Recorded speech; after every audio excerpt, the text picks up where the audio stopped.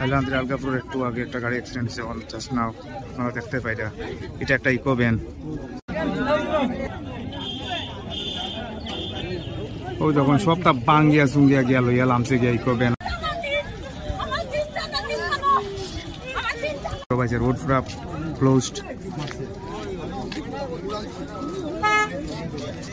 আপনারা দেখতে পাইরা স্বর্গযাত্রা হয়েছে ডেড বডি নেবার।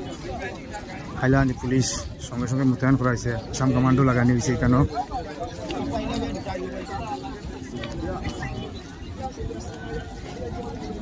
তখন আমি যাইলাম একটু ভিতরে, আপনারা দেখাই লাগে।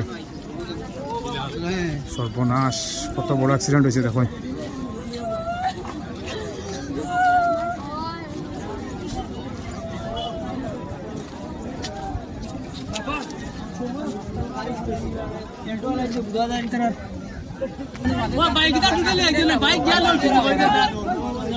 একজন মানুষ মারা গেছে, আরো দুইজন হসপিটাল, অবস্থা খুব খারাপ। আমি এটা আসলাম আমার শিলচর যাওয়াটাও ক্যান্সেল হয়েছে আমার, রোড ক্লোজ পুরা।